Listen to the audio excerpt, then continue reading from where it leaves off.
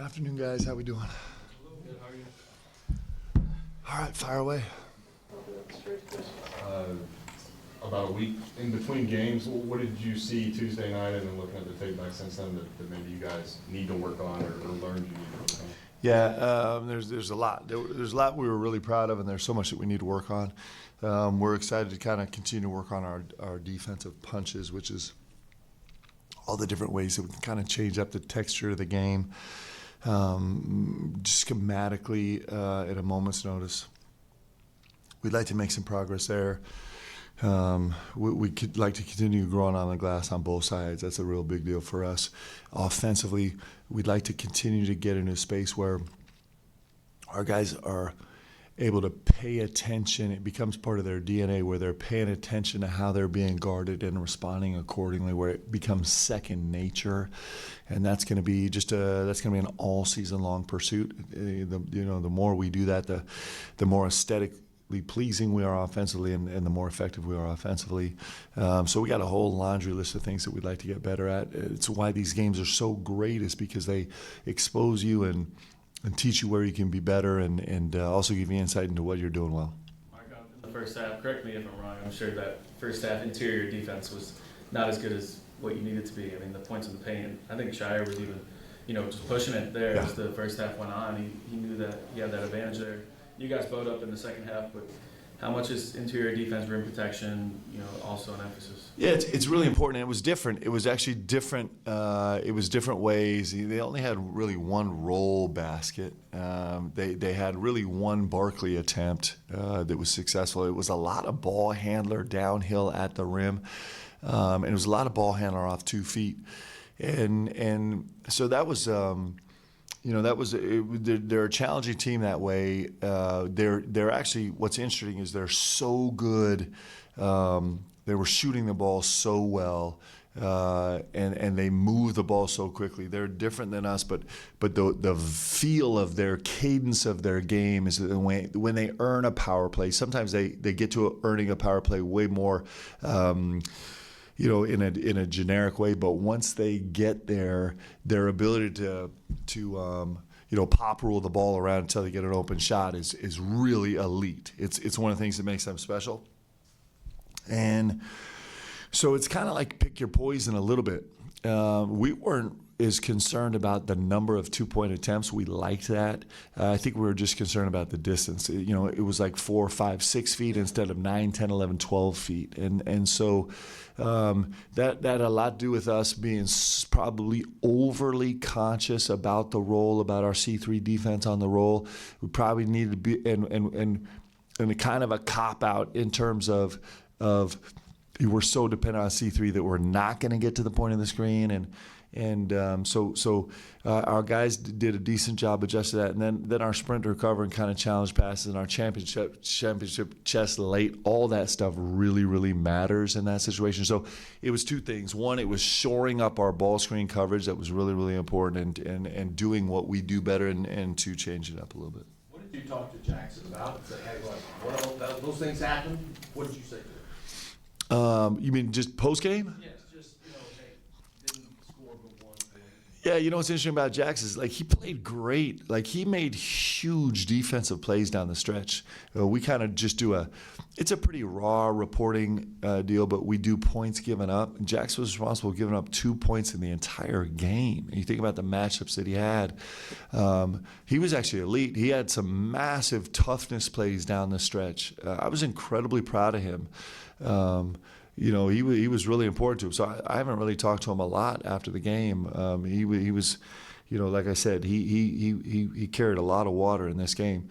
On the offensive side, there's more ways he can grow for sure. And he's really hungry to do that. He's an extraordinary offensive player, and when you garner a lot of attention. And he certainly is the headliner on every single scout, and sometimes just the sheer gravity that you afford your teammates on the floor actually is the biggest contribution, and it certainly was in the game.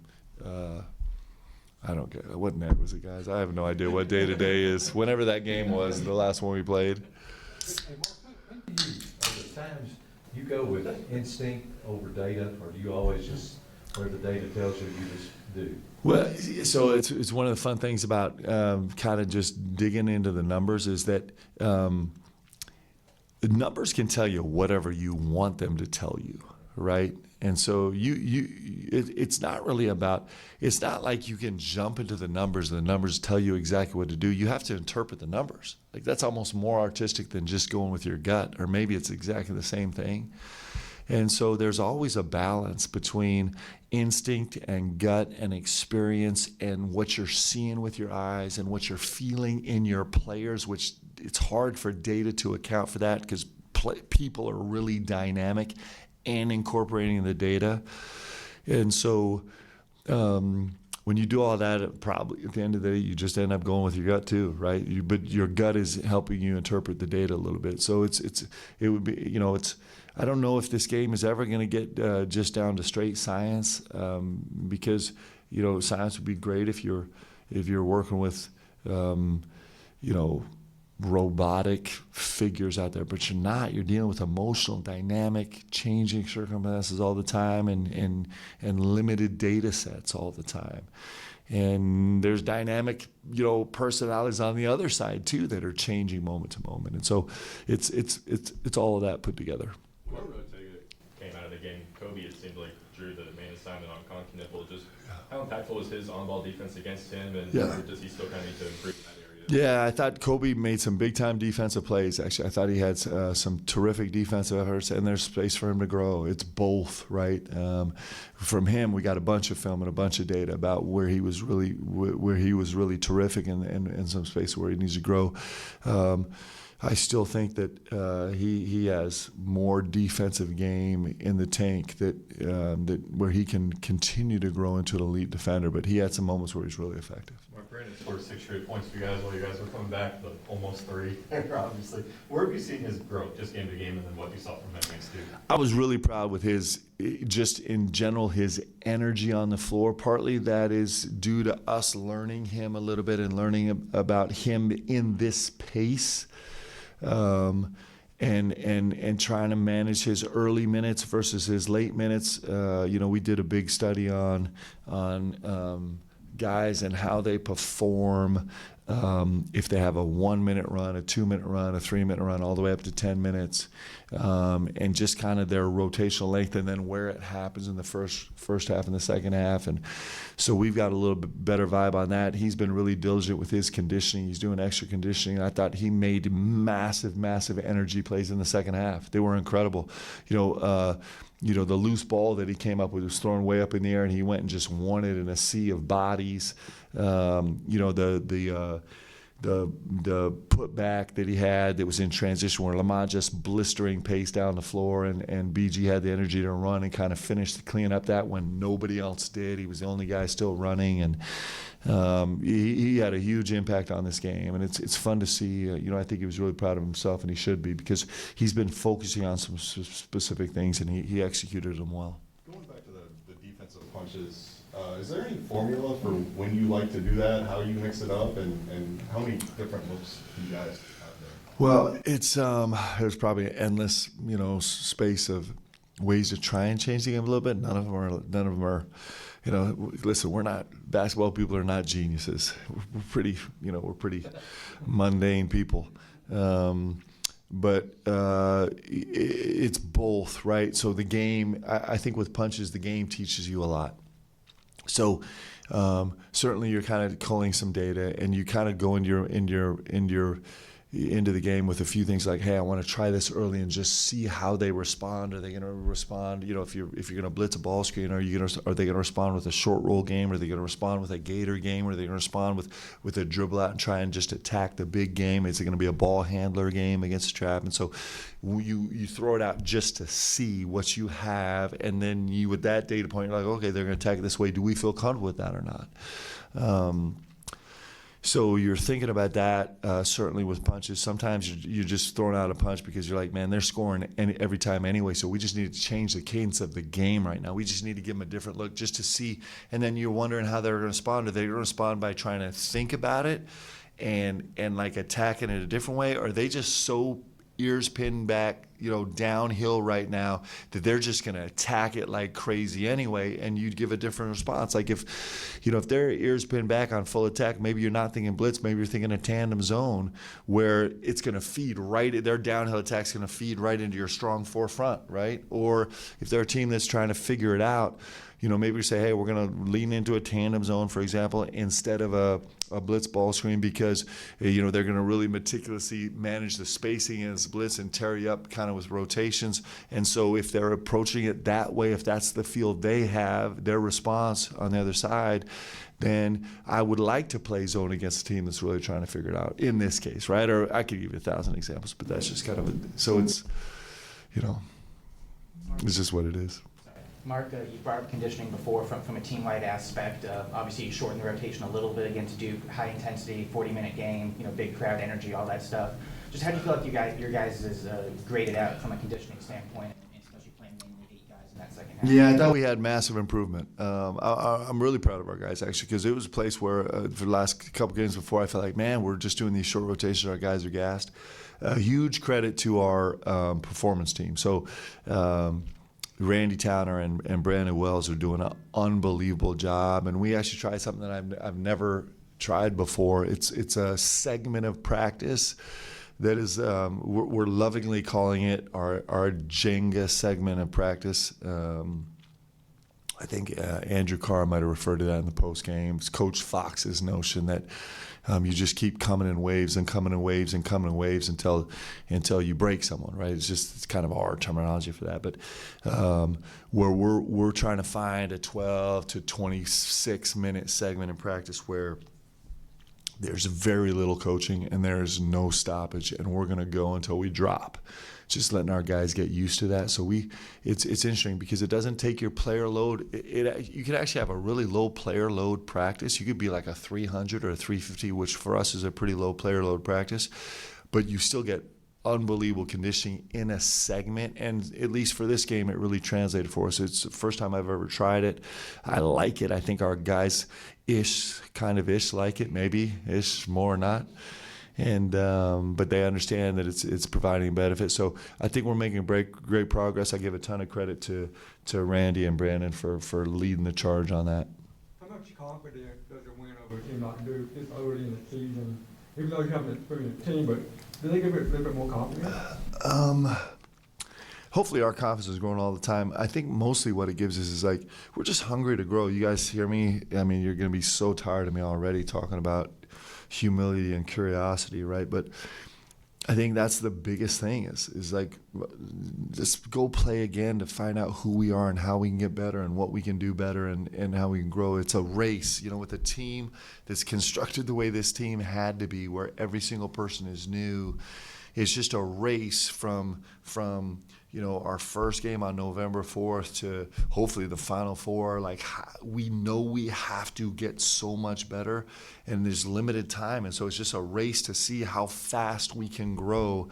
And so I think that's the biggest thing that this game did for us, that Bucknell did for us, that Wright State did for us, is it just gave us more film and data and experience and to try and figure out how we can become a great team.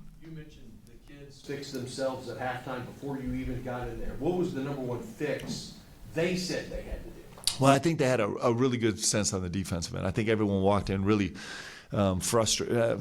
We try and manage frustration, but really focused on we're not a team that gives up 46 points in the first half. We just don't do that. That's not our standard. That's not the way we play. And so I think the guys had addressed most of those issues by the time we got in the locker room. They don't really listen to me anyway, so it's. You're allowed to comment on the 2025 class. Just talk, those 3 in particular. Why were those 3 players that you wanted to have at Kentucky, and just each of them, their skills individually? Well, first, I'll start with this. Is I'm telling you, it's a joy to coach here, and it's hopefully it'll continue to be a joy for BBN to watch, because we have great young men in this program. I'm talking about like elite level kids, like really special people, and it's fun. Like I got to sit next to Ortega and Andrew Carr post game after our last game, and just listen to them answer questions and them talk about what this program is and what it means to be for them to be here. And it's beautiful, actually. Like, it is. These are kids that are seeing something way bigger than just themselves, right? And that care about the right things. And it just is. It's guys that I want to coach, and it's the way this should be. And it's guys that are in the middle of tremendous careers, are going to have great, massive professional careers, and then go on to do even more important things after that. And that's what we're surrounded with in our locker room right now. So that's the first thing. It's like our filters are really high in terms of bringing in great people. Like, we want great people to, not perfect people. Like, we all screw up and make mistakes and do things like that, but people that are actually really eagerly trying to grow as human beings, right? So that's number one. Number two, I think we've got elite level basketball players. These guys are all top. All three of these guys that have jumped in so far are all top talent, top level guys in the country right now. They've all proven it. They've all done it in different ways. And then the third thing is they fit us. They fit the way we play on the basketball court. Their skill set really, really vibes with how we want to attack this game. And to be specific, Caden Lewis is a floor general supreme. He's a locker room leader. Just watching him roll through the summer and hearing, we're recruiting a lot of guys, and the guys talk about each other. And I don't know if there's a guy that's more universally liked than a Caden Lewis, and how great to have a point guard that's that way, right? That's what you want. He is a play-making point guard, every play he can make. And, his vision is elite. He's wildly skilled. He can get wherever he wants to go on the floor. He does it in a way that's reproducible. He's got like a toughness to him, and kind of a balance, an even-keeled nature about himself that's really special. And he earned it. Like, in the spring, he was maybe in a space where he was walking around trying to, shop himself a little bit. And then by midsummer, he was trying to tell people, stop bothering me, man. I can't talk to every single school in the country. And he earned it. Like, he earned it every single day. And I think he's a beautiful kid. And Jasper Johnson is just danger, right? He just is a dangerous gravity guy. He just is. He just demands that, if you're not going to pay attention to him with more than one body, anywhere he is on the court, probably, 32 by 50, he's gonna hurt you. And he can really, really, really score the ball. And he's got a kindness about him that's really special. And he knows Kentucky, right? One thing that's great about all three of these guys is, they have emotional reaction when they pull on a T-shirt that has Kentucky across the chest, right? They have emotional response. And just Jasper Johnson has a chance to be a really, really special player here in Kentucky for sure. And then Malachi Moreno is, probably the best center in all of high school basketball, and he fits us also.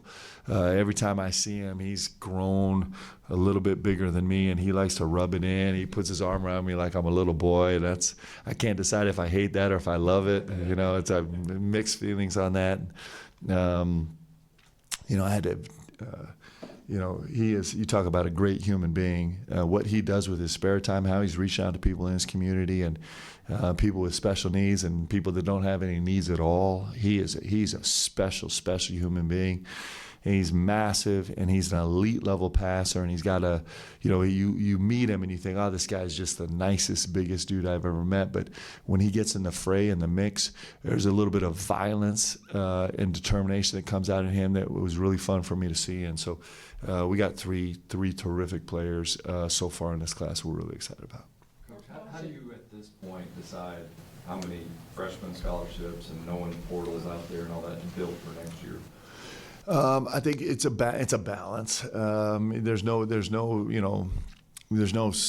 science behind it. I do think that freshman class is really important, especially as these three guys are going to be really important, and pieces we may add in the future are really important to this freshman class. I think the portal is really, really important.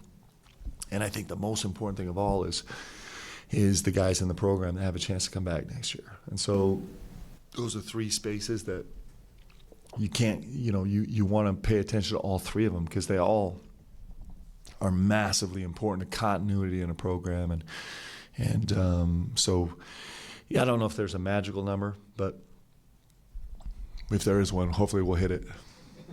Mark, when you talk about the guys, you like that they fit what you do. How hard is it for a coach when you see a player who's really talented, maybe he's even interested in coming here, Yeah. to say, I don't know, he doesn't really fit what we do? How hard is that for a coach to turn a guy like that down? Yeah, it's really hard. It's really hard, especially when if they're a great young man, right? That's when it gets really hard.